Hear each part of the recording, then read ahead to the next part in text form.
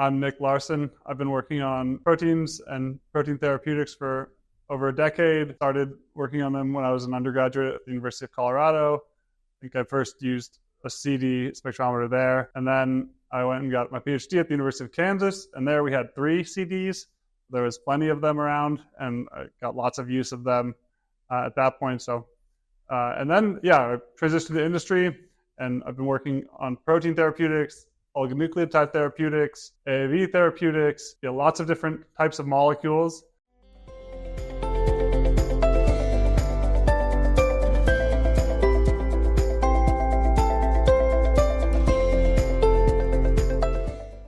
In the past, when I was working with Chirascan, I'd use it to measure spectra of proteins. You can use it to determine the secondary structure of proteins. But I think more what I've used it for is to understand the stability of proteins under various conditions. So it's an instrument where, unlike something like X-ray crystallography, where you just get a snapshot of a protein, with a CD, you can measure proteins under different pH conditions, under different buffer conditions, over a lot of temperatures, and you can do them very rapidly in an automated fashion. So then you can really map out a space of how a protein behaves depending on the solution.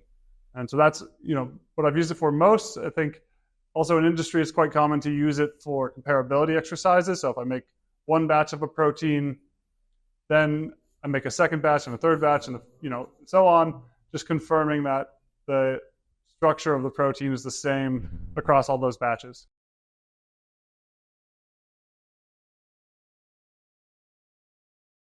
The impact of my research is to develop drugs for patients, really. So it could be on all sorts of things, from vaccines. I've worked on vaccines for ricin, which is a toxin you may have heard about in Breaking Bad, to lipid nanoparticles, which you may have gotten during the pandemic, to drugs for Alzheimer's. So really I've applied CD to all sorts of different molecules and modalities, and it has its uses for all of them. And at the end of the day, it's just to help patients.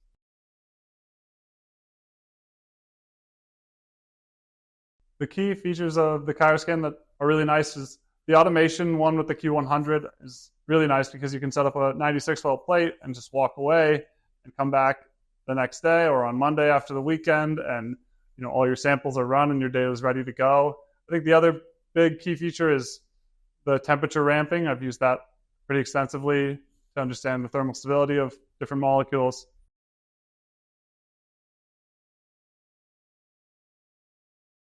One of the success stories I've had was recently in applying CD to antisense oligonucleotides. It's a new therapeutic modality for knocking down gene expression for certain disease targets. And the molecules are very complex, and they have chiral centers, which CD is excellent at measuring, but they have dozens of chiral centers. So the molecules in the clinic could have tens of thousands of different enantiomers. So they exist as a big mixture of tens of thousands of compounds. And to measure the relative concentration of all the molecules in that mixture is quite challenging. It's basically impossible. But you can use something like circular dichroism to measure the comparability again, that when I made one batch of this molecule, I had the same relative concentrations of all of these molecules as I did in my next batch. And we applied CD for that purpose, and it stacked up really well with even much more expensive methods like LCMS. CD was still able to generate very useful data at a much faster pace and do the comparability of those molecules.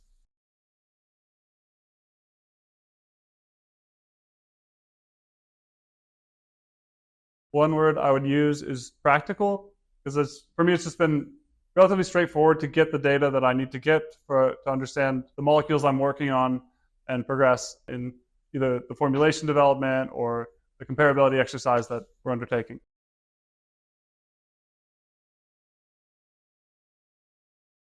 I was very happy with the data generated by Chirascan. If you look in a recent publication, you'll see that measurements of different batches using the Chirascan, those CD scans overlay basically so you can't see that there are multiple lines on the plot. So the data is very reproducible, even on different batches of the molecule. So yeah, very happy.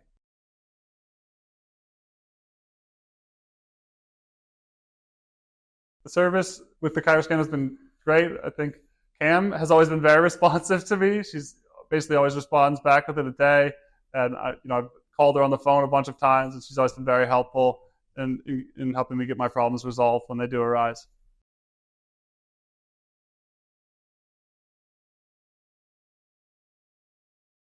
First learned about applied photophysics when I was an undergraduate at the University of Colorado. I was working in a lab there, and the graduate student who was training me needed to do CD for his research project that I was helping him with, and that's when I first was trained on the instrument and learned how to use it.